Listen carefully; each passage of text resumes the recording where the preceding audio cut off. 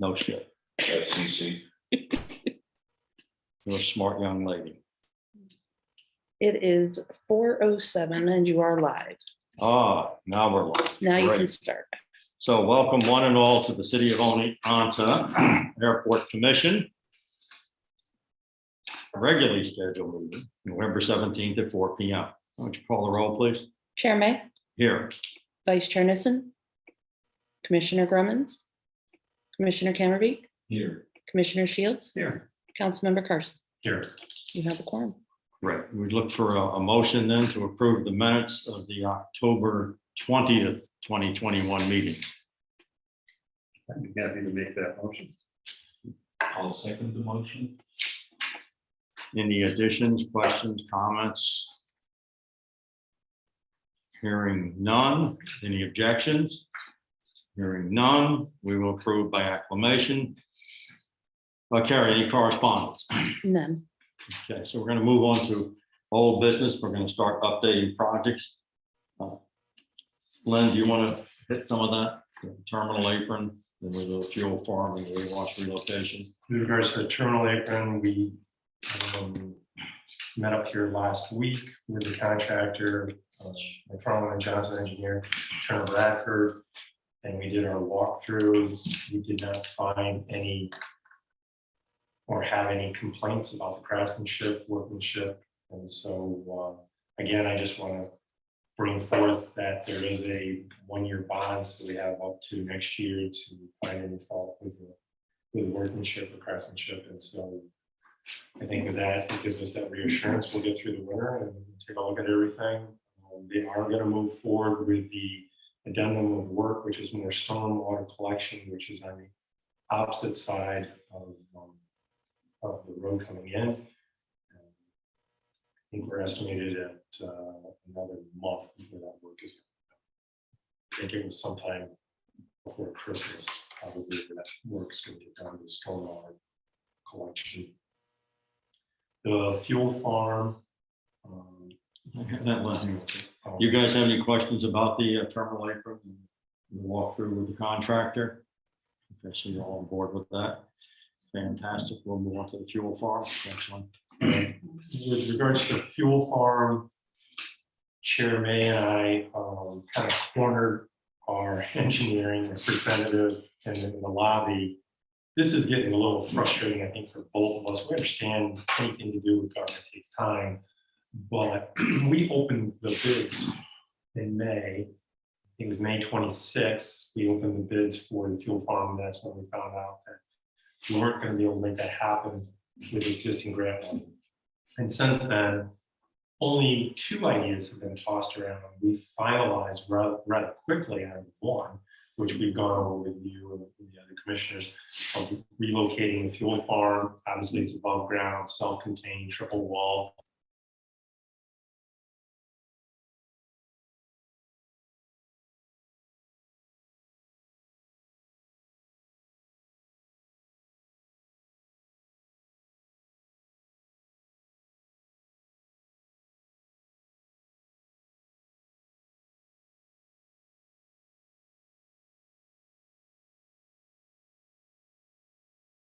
Commission make the final decision in quarter 4 this year, obviously by the end of next month. So then the game plan, and we're going to push hard on this, is that in quarter 1 of 22, we're releasing the bids, and by I think it's a 6-week lead open time. Within 6 weeks, we're going to open up the bids and then have a selected contractor move forward. The goal is to have these things installed in quarter 3 of 22. Or soon. Or sooner, because we're both of the opinion that the infrastructure that we're looking at is already either pre-made and or can be pre-made relatively quick with a short turnaround time. I expressed my concern with the representative that, again, I do not want to interrupt any fuel time because we took it in shorts this year, the fuel sales. I think he got the message. I mean, clearly at the location that we have chosen, with the methodology we have chosen, there'll be no interruption in fuel source. The existing system will not be decommissioned before the new system is commissioned. So, And the fact that all of the work should be performed back here, not on not at the shutting runway down. or Right. terminal side. Okay, so Was there any commitment from the engineering firm on when they have their drawings ready? Sure. They said they'll meet our time frame. Whether they will or not, who knows? Yeah. They always say yes. Well, let's hope we can finish it in the fourth quarter. it's just about following up continually. And I'll say this over and over, that you have to stay on top of it. You just do not give them any room to breathe. You just gotta keep doing it over and over. So, that's where his dedication to this airport comes in. It's very favorable for us because it takes a lot of time and patience to continually reach out to these folks. He's doing the same thing with the FAA. Any questions on the fuel farm? So again, just to finalize on the fuel farm, the goal here is to have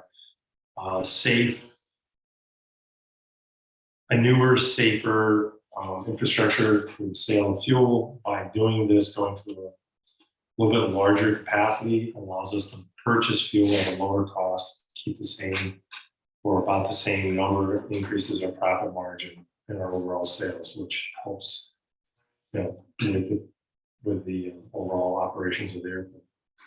All while doing it in an environmentally sound way.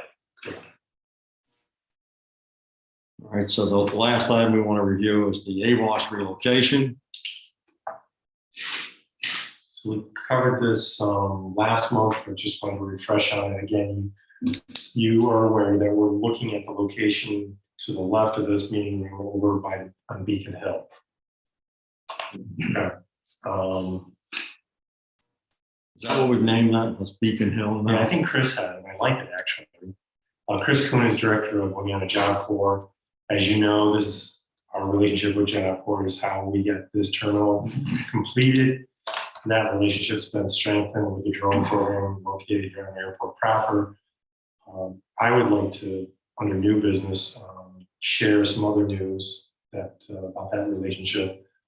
But with regards to the old business of CVA-WAS or automated weather observing station, the current allocation that we've been presented through New York State is $900,000. The current estimate is for $1 million. It's a 10% local cost. So obviously that's $100,000. We're anticipating that the price for the bids will come in much lower than that, meaning the local share is going to be dramatically less. Again, if we're not expending the ARPA funds that we've been allocated in the infrastructure within the main hangar, which I believe I brought forward to you before, I want to update the heating system in the main hangar, create a more efficient unit. Then our heating costs will go down by doing so. If we don't spend the money there, then we could use the money for our local share. We have time before we get to that point. So that decision doesn't have to be made to. So simultaneous with the relocation of the AWAS, we're talking about putting in some towers with Job Corps in that area, clearing out a substantial area over there, a little larger than we would have to do for the AWAS itself, which would become a training program for Job Corps as well as a training site for the local counties around us. And Len, you could talk more about that as you're more familiar with it than I am.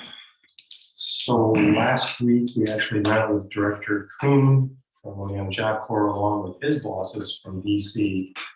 They came up not only for a campus inspection and presentations of different aspects, but also the director wanted to bring them up here to show the relationship that they had long-standing with this airport commission in the city of Louisiana. I'm talking about Beacon Hill and the possibility of installing a 100-foot climbing tower this would work extremely well for us because one of our projects for infrastructure replacement is the existing tower. As you can see, the indigenous trees are getting closer and closer to encapsulating the beacon. So we need to do something. So that was a pretty hefty cost.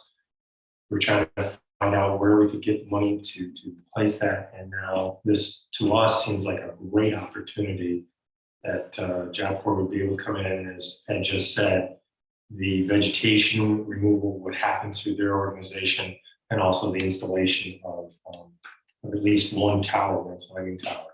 So I think this is a very exciting opportunity. After Ed and I met with the representatives from DC and locally, it sounds like they're more engaged to make that investment here rather than on their campus south of us. So very, very exciting stuff right there. So if we can make that happen, as Ed said, that actually opens it up for a training ground. And so with the AWAS, we need to have electric and communication piped over to that area. So this is kind of win-win for both organizations. So we're looking at AWAS, they're looking at climbing towers, and both will actually work very well in synergies. Very exciting. And we get our beacon up another 20 feet in the air. So the beacon will be on top of the climbing tower? That's the Yeah, plan. and actually, it'd be 40 feet higher. So we'll never have to worry about You and I, someone might. so yeah, it's a huge one. So people will need to access the climbing tower. Will they cross the runway or will they go around the runway? They'll have to go around. And I think a more permanent solution to that is, as we come in on Mathers Road, you'll look to your left and see an orange and white grid pattern building. There's a gate there, and I think looking further down the road in this relationship is to create an opening for them there so that they never have to cross an active runway. So they'll always be able to utilize that inside perimeter road system that's already existing. Perfect. Yeah, yeah. Well, even better, to push them to the external perimeter road, which we hope to reestablish. They won't have to come on the airport property, control property at all. Those roads used to exist, they just haven't been maintained. The road bed is there, there's some vegetation that will cut back. There's a gravel road around the whole perimeter of this fence line. I think it's a great idea. I do have a question. How is it academically valid for the Job Corps students to work on climbing tower? So one of the new programs that they're trying to move towards is actually that for actually taking and training students to climb towers for the beacons. They actually been doing it for 5 years, somewhere in there. They actually maintain our beacon for us. So Chris recognizes this as an opportunity, so they're going to start this curriculum, not only just building towers, but also maintaining any infrastructure that's on the tower, whether it's satellite dishes or in this particular case, an airport beacon. So there's an opportunity to employ young people in the organization outside of that organization. So yeah, I think it's a great opportunity. And it falls in line also with their alignments program. So they're looking at that synergy between the two programs. But it was actually very interesting to have the folks come up from DC, very understanding, quickly recognized our long-term relationship between Job Corps and the airport. And since then, Chris has sent both Ed and I a couple of emails. The last one, I believe, was today or yesterday, and just saying, hey, it's looking better and better and making a decision here. Even if the state comes back and says, you can build it there. This facility is their preferred location right now. Mm-hmm. So Which we didn't see this coming, I'll be honest with you. At least I didn't see this one coming. And it was just a conversation that Chris and I had, I think, 3 weeks ago. And I didn't know where it was going to go, but in a very short period of time, it's now Turner has then just said, this is their preferred site. This is their A site instead of the B site. Very nice. Yeah. It is. Yeah. Very nice. So that really concludes most of what we had on our agenda. Any other questions, comments? Did you want to talk about the T hangers? Yeah, can, but do you want to do it now or after we're done? Tonight's not a rush. Okay. It's just an initial thought. All right, so what Len is talking about, I guess we could add this to the agenda as well, Karen.